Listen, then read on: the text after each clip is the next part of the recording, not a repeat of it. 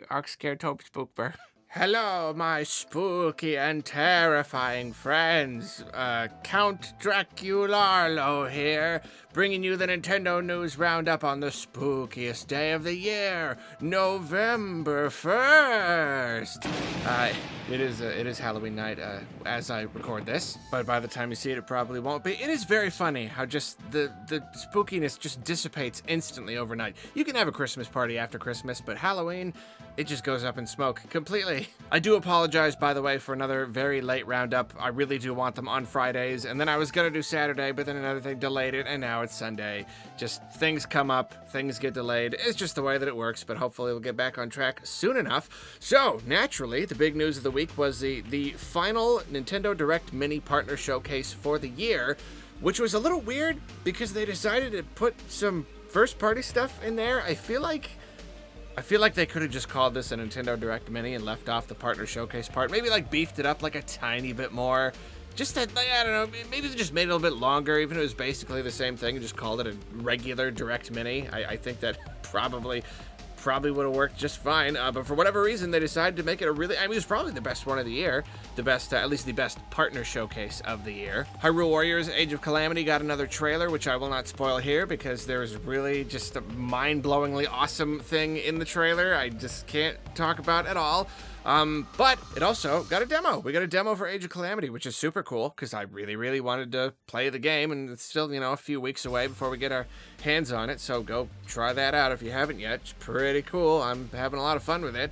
On the subject of Age of Calamity, it seems that data miners have most likely discovered every single character that will end up being in the game. I did not read the article about this because I don't want spoilers, but at least I will tell you, for the news purposes, that if you want to go be spoiled about all the characters, apparently people figured out who they are. The Direct also gave us a new trailer for No More Heroes 3. That's very exciting. We haven't really seen a whole lot on the game, but now a lot more is finally starting to kind of trickle in. And the surprise announcement that the first two games were just randomly dropped onto the eShop, available immediately, that kind of thing. I will admit it's a little bit frustrating, you know, watching the launch of Pikmin 3 and seeing so many people being like, I don't want to play Pikmin 3, I want to play the first two games first, and Nintendo doing this big lead up to Pikmin 3, and then with No More Heroes, they're like, oh yeah, we'll do the first two games, just casually drop them on the eShop, no problem. Why couldn't you do the same with the Pikmin? Why do you want No More Heroes 3 to work, but not the Pikmin 3? I don't know, whatever. A little frustrating. Very cool for No More Heroes fans, though. I mean, come on, you get the whole trilogy now.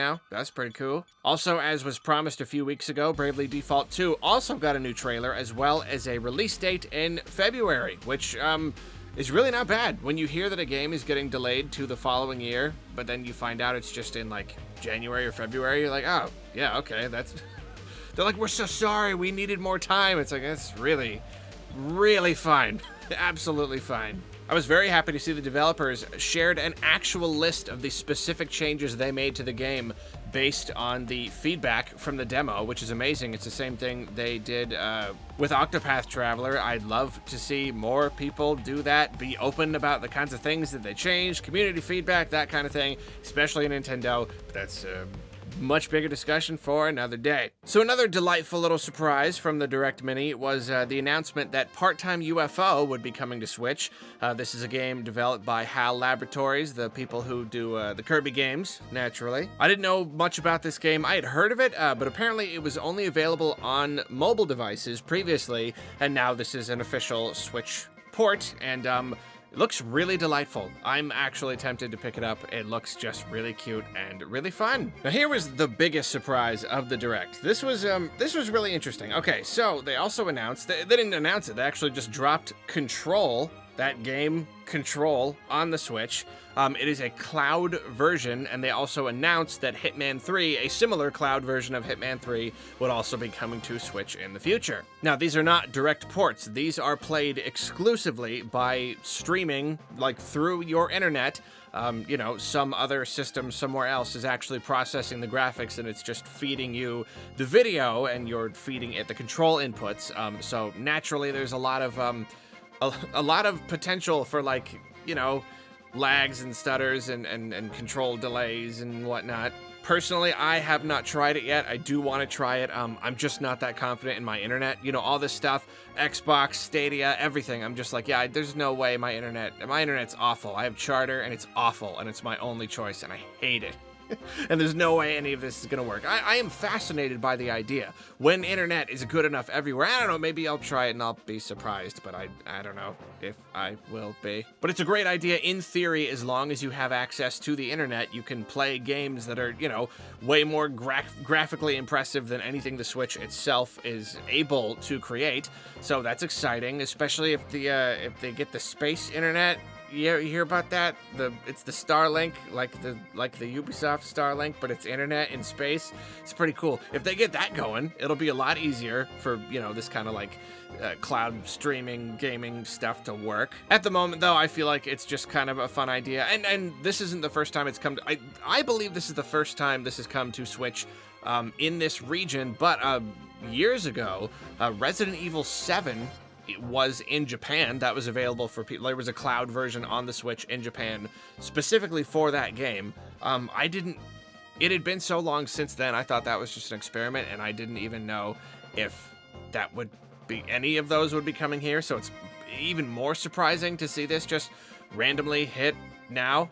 But anyway, I might even do a whole entire video on that because that's a very interesting discussion. The company responsible for the cloud version of Control is assuring everyone that they've got more cloud games in the pipeline, which is pretty interesting. I would almost think that they would wait to see if this was a success first. I don't know. I mean, if it's a cloud version, it's not even like a whole port that you have to make, so I imagine it doesn't take nearly as much money to develop. I don't really know enough about it to know for sure, but apparently more games are coming. And speaking of which, there is a solid rumor that Resident Evil 3 will be getting a cloud version of that on the Switch as well. That's pretty darn cool. I don't know why they would pick 3. I guess that is the latest Resident Evil game. I would like to try out 7. I love 7. You think, or maybe 2, because that's like the earlier one. I don't know. Apparently they just want to jump straight into Resident Evil 3, assuming that this is, that this is true. That would be pretty cool. Like I said, I don't have a ton of confidence about this stuff. The cool thing about Control, at the very least, is that you get to try it out. They let you try it out for free for a few minutes just to see if it's gonna work for you literally at all, which is pretty cool, instead of, making us spend $60 on it just to be like, nope, doesn't work, just complete trash. There's no possible way to download it on your Switch or anything. If it doesn't work through your internet, it's not gonna work. So yeah. So that's it for the Direct Mini, but speaking of rumors, there's also a solid rumor going around that Crash 4 will be coming to the Switch because of just a little, I don't even know if you can call it data mining, just some like info in a file or something. It's not even worth going into the specifics. Basically, people think Crash 4 is coming. I mean, seems inevitable to me. They put Insane Trilogy on there. They put the Spyro. They're gonna bring Crash 4. I mean, like, of course they are. They've been real chummy with the Switch with their colorful platformers. So why wouldn't they? Even if this specific rumor isn't true, we're probably gonna get Crash 4 anyway. I don't even know why they're waiting this long to announce it, honestly. I thought they would have announced this version a long time ago. Maybe I don't know. They've been weird about it, haven't they? They've been bringing a lot of stuff to Switch, but they keep it real close to the chest until a time that, I don't know, some random time. Who knows what's going through Activision's mind? Other than, like, cha-ching noises or... sorry. Easy joke. That's low-hanging fruit right there. Here's an exciting one. It's always exciting. Retro Studios has hired on yet another industry veteran, almost like they're picking from all of these different series very specifically to get this really just wide, just broad talent base. This time they hired for that lead producer position we were talking about some time back. They've hired Marissa Palumbo, who has worked on multiple Grand Theft Auto games, Red Dead Redemption, and even Overwatch for 6 years. So that is very much exciting as always, and similarly exciting, nay, even more exciting, Retro Studios is also putting about $500,000 into remodeling their studio. Details are pretty vague. Some people thought they were moving to a new studio, but it seems like they're just updating their own studio. Presumably this is to add space in order to, expand their business. Possibly, if that is happening, then that is very much exciting. If this is just them, making it nicer in there, hey, that's also pretty exciting. You want to work in a nice office, right? They deserve it. I'm sure they deserve it. They work hard, get I don't know, what's a good plants? What do you when you remodel? Just a nice bathroom. Hey, give those folks a nice bathroom. Give them a sky bridge. Every nice fancy office building needs a sky bridge. Take it from me. Sky bridges all the way. They're the hot new thing in architecture. Whatever. Moving on. Super Mario 3D All-Stars has had the strongest digital launch on the Switch for a Mario game.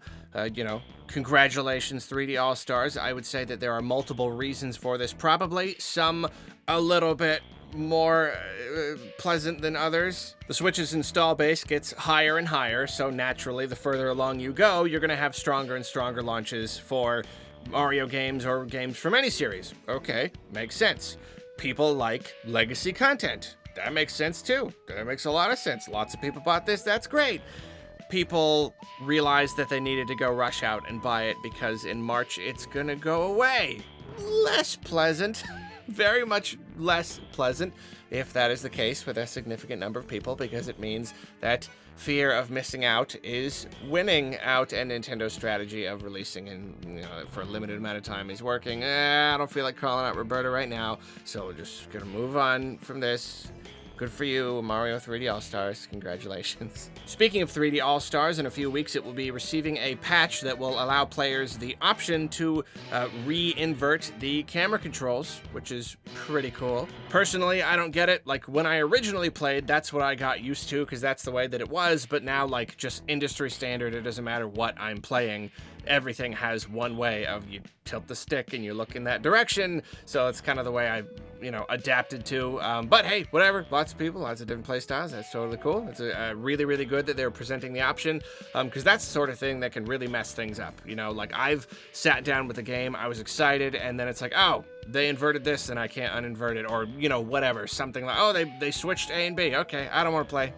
Like, it's just too hard, don't want to. So it's great. It's a deal breaker for some people. I personally know some people for whom not allowing them to invert camera controls is a deal breaker. So that's good. Good on Nintendo. So Nintendo has been putting more physical goodies on My Nintendo on the website, where you can, trade your coins and stuff for like real stuff that they will ship to you. And I don't know if this is them, easing back into doing it, because for so long now, it's just been these like lame digital goods, and but for some reason they're doing it again, and this time they've got some Mario Kart stuff, and they've got some Pikmin stuff. They got coasters, and they have drink decals. And the funny thing is, I think I said this a few weeks ago, how like I haven't even been keeping track of the coins, because I don't know, just the way that they do it now, I just don't really feel like it, and there isn't usually anything to buy with them. They used to be like entire games you could get for download, and I used to be way into that, but I haven't been.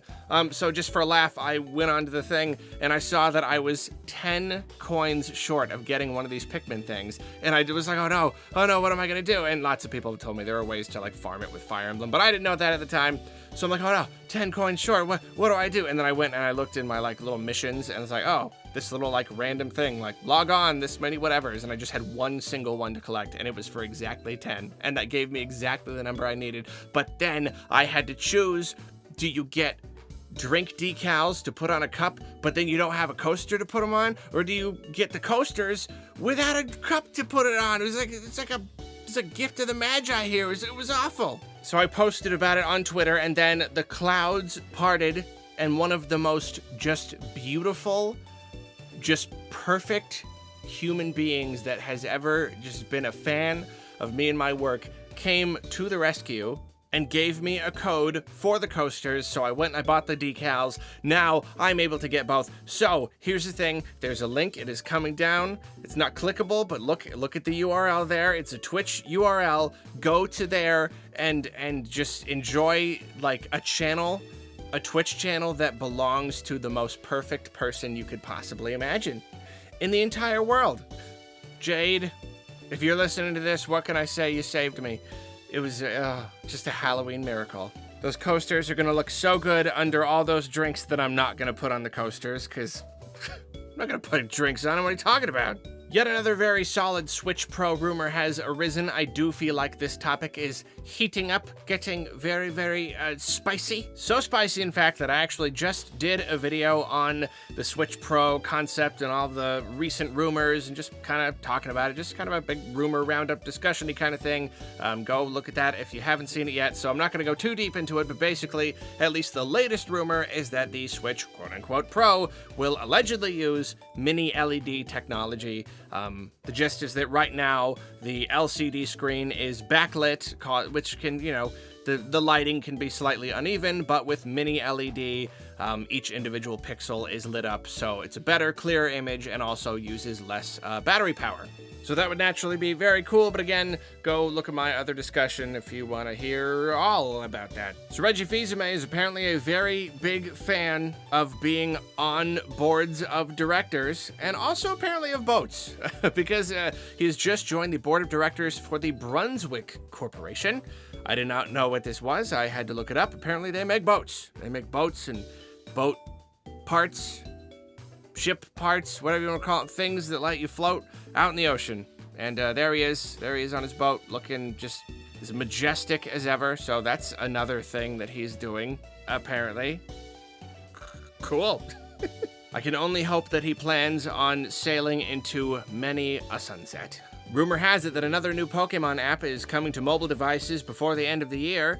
We get a lot of mobile Pokemon apps, so I guess it's not that weird of a thing to guess. But so far, there are no real details at all. Apparently, that's just the rumor, is that there will be another one. So more on this as it develops. Speaking of Pokemon figures, Good Smile is releasing Marnie and Morpeko figures. So if you enjoy those characters, there are those. That's how it's always become. I want to report on any kind of figures, and I'm like, so if you like, if that's a character you like to look at in small form, go do it. I need to just come up with a different way to, whatever. It's the figures. There they are. The end.